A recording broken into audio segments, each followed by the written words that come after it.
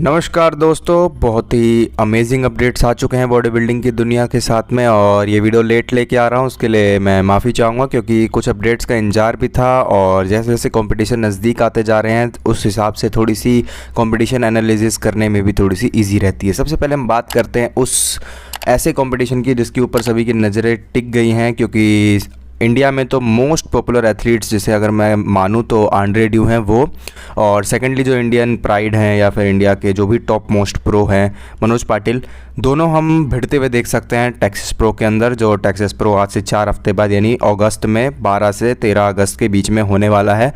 इस कंपटीशन के बीच में हम दोनों को compete करते हुए देखेंगे। सभी लोगों ने हाइप इतनी ज़्यादा क्रिएट कर रखी है टेक्सास प्रो की, क्योंकि Texas pro one of the biggest pro shows होते हैं जो अमेरिका के अंदर compete कराए जाते हैं। सबसे बड़ी चीज़ जो यहाँ पर मैं नोटिस करवाना चाहूँगा कि मनोज पाटिल जिसको जितना भी हेट मिल रहा है या जो भी कुछ ऐसे इशूज़ हो रहे हैं जिसकी वजह से वो कह रहे हैं कि उन्हें सपोर्ट नहीं है, सबसे बड़ी बात यह है कि जब भी ये लोग स्टोरीज़ लगाते हैं तो ये हमेशा कहते हैं कि रोड टू ओलंपिया या ओलंपिया विनिंग के लिए। तो ओलंपिया विन करने के लिए तो आपको प्रो को हराना ही पड़ेगा, तो कंपैरिजन तो हमेशा ही होगा। अगर ये अपने कंपैरिजन किसी भी प्रो एथलीट के साथ होने पे दिक्कत महसूस करते हैं तो फिर आप ओलंपियन बनोगे कैसे, ओलंपिया चैम्प बनोगे कैसे, जब तक आप किसी भी ओलंपिया के प्रो एथलीट के साथ कंपेयर ही नहीं करना चाहोगे अपने आप को। और दूसरी चीज़ जो मेरा मानना है, अभी मनोज पाटिल की कंडीशन देख के मुझे नहीं लगता कि अभी के टाइम में उन्हें और ज़्यादा कॉम्पिटिशन में कम्पीट करना चाहिए।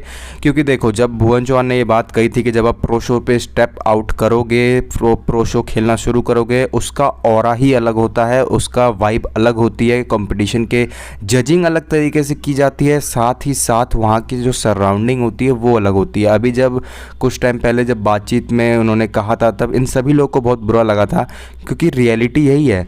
आप प्रो शो खेलते हैं तो वहाँ पे सारे प्रो एथलीट्स आते हैं, सब एक से बढ़कर एक होते हैं, और वहाँ पे आपको बेस्ट होना है तो आपको बेस्ट के साथ कम्पीट करने के लिए ही तैयारी करके आनी होगी। ये सोच के नहीं आना होगा कि मैं एक बार कम्पीट करूंगा पहले देखूंगा, नहीं, आप पहले बेस्ट बन के अपना बेस्ट वर्जन लेके आइए, उसके बाद वो भी आपको कम पड़ता दिखाई देगा, और जो कि हमें देखने को मिला लास्ट के 3 शोज जो उन्होंने खेले हैं।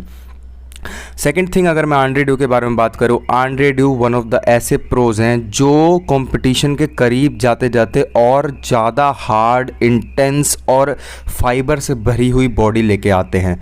एक लौते ऐसे प्रो एथलीट में मैं कहूँगा कि वो जैसे जैसे कंपटीशन के क्लोज जाते हैं ना मेन फिजिक कैटेगरी में, वो और बड़े होते जाते हैं। बाकी सारे एथलीट श्रेडेड होते हैं लेकिन वो हार्ड होते जाते हैं। बाकी जितने भी एथलीट्स हैं, जैसे अभी जर्मी पोर्टविन आप देख लीजिए, आज से 5 दिन बाद जर्मी पोर्टविन का कॉम्पिटिशन है। जर्मी पोर्टविन इतने हार्ड हो गए हैं, बॉडी में इतना फाइबर है, लेकिन वो इतने ह्यूज नहीं दिखेंगे। स्टेज पर भी वो इतने ह्यूज नहीं दिखते। स्टेज पर बहुत अच्छे फाइबर वाली चेस्ट, एक अमेजिंग डेप्थ वाली बैक, एक इंटेंसिव जो उनका शोल्डर टू वेस्ट रेशियो है, एक अमेजिंग पैकेज वो कैरी करते हैं, लेकिन ह्यूज नहीं होते वो।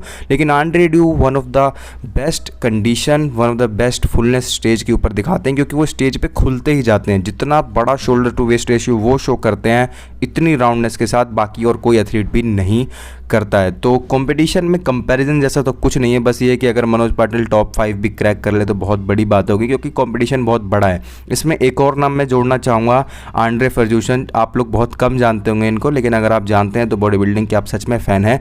ये 3 बार आर्नोल्ड क्लासिक चैंप रह चुके हैं। पिछले 2 साल से इनके साथ जो दिक्कत आ रही है वो है कि ये पीक नहीं कर पा रहे थे। इस बार उन्होंने काफ़ी अच्छा ऑफ लिया है, बॉडी को रेस्ट दिया है, और इस बार वो टेम्पा प्रो खेलने आ रहे हैं। टेक्सास प्रो अलग है, टेम्पा प्रो अलग है, लेकिन हाँ, अगर टेम्पा प्रो वो जीते या सेकंड प्लेस आए या कुछ भी ऐसा इशू हुआ तो वो 1 हफ्ते बाद होने वाले शो टेक्सास प्रो को ज़रूर खेल के जीतना चाहेंगे, क्योंकि जितने ज़्यादा कंपटीशन एथलीट एक वे में खेलता है उसके पास स्पॉन्सर्स और साथ ही साथ मनी इसी तरीके से बढ़ती हुई आती है। तो कंपटीशन में मज़ा तो आने वाला है। उम्मीद यही है कि कंपटीशन को पीक करके आएंगे आंद्रे ड्यू अपना बेस्ट दिखाने के लिए, क्योंकि लास्ट ईयर वो भी अपना पीक नहीं कर पाए थे।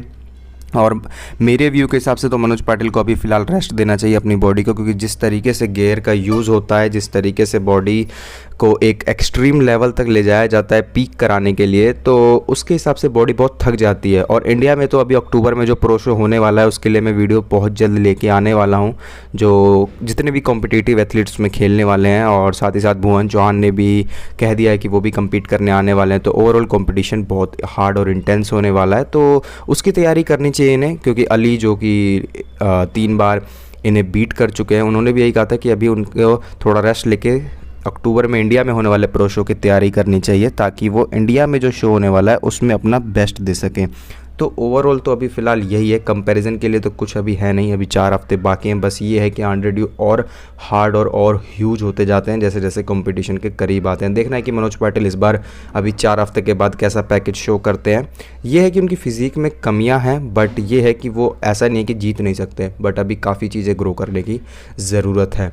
सेकेंडली बात कर ले जर्मी पोर्टिन के बारे में। जर्मी पोर्टिन 5 दिन बाद मैं कह रहा हूँ कि अभी one of the best back लेके वो आ रहे हैं स्टेज के ऊपर। जैसी बैक हमने उनकी पहले देखी थी वही, मतलब पैकेज तो उनके जैसा बैलेंस किसी के और के पैकेज में मुझे अभी तक दिखता ही नहीं है। जो शोल्डर टू वेस्ट रेशियो उनके पास है, इतनी नैरो वेस्ट है और चेस्ट में फाइबर भर भर के हैं। बस ये है कि कोई ड्रामेटिकली कोई ऐसी इशू ना हो तो पक्का वो ओलंपिया के लिए क्वालिफाई कर जाएंगे। अब बात करते हैं सबसे बड़े अपडेट की, जो है कल के लिए। कल है 20 जुलाई और एशिया का सबसे बड़ा शो अगर आप कहना चाहें मिस्टर एशिया, वो होने वाला है, जिसमें हमारे देश के काफ़ी सारे एथलीट्स compete करने के लिए गए हुए हैं। और इस कंपटीशन के अंदर सबकी नज़रें जिनके ऊपर टिकी हुई हैं वो है यतिंदर सिंह, नितिन चंदीला, अमर, तो और भी काफ़ी सारे कंपटीटर्स में compete कर रहे हैं। बट ओवरऑल जिनकी सबसे ज़्यादा हाइप है वो है यतिंदर सिंह, क्योंकि सबसे पुराने एथलीट्स में से एक हैं। वो पिछले 20 से 22 सालों से compete करते आ रहे हैं। सभी की उम्मीदें उन्हीं के ऊपर है कि इस बार गोल्ड मेडल ला के वो देश को फिर से एक बार मिस्टर एशिया का खिताब दिलवाएंगे। अभी फ़िलहाल अगर कंडीशन के बारे में बात करें तो यतिंदर सिंह जी ने कोई भी कंपटीशन चेक के लिए अपना कंडीशन शो नहीं किया, बट हमें अच्छे से पता है कि यतिंदर सिंह पीक बहुत अच्छे से करके आते हैं। बहुत ही पील्ड आउट फिजिक लगती है, कभी भी ऐसा नहीं लगता कि पीक वीक में कुछ एरर आया है या फिर कार्ब लोडिंग हैवी हो गई हो। हमेशा ही स्टेज के ऊपर हमने उन्हें हार्ड, इंटेंस और एक फुलनेस के साथ देखा है। और उनकी फ़िज़िक के अंदर जो बैलेंस है ना, वो बैलेंस तो IFBB फेडरेशन के अंदर भी कुछ एथलीट्स के पास नहीं होती है। इसके लिए बहुत ज़्यादा उम्मीद है कि गोल्ड मेडल वो लेके आएँ। बात करें नितिन चंदीला, तो नितिन चंदीला को भी ये बात अच्छे से पता है कि अभी उनकी फ़िज़िक में इम्प्रूवमेंट की ज़रूरत है। वो इस बार compete करके एक अच्छा एक्सपीरियंस गेन करना चाहते हैं। वो देखना चाहते हैं कि इस शो के ऊपर जाने के लिए उन्हें क्या क्या चीज़ें अपग्रेड करने की ज़रूरत है।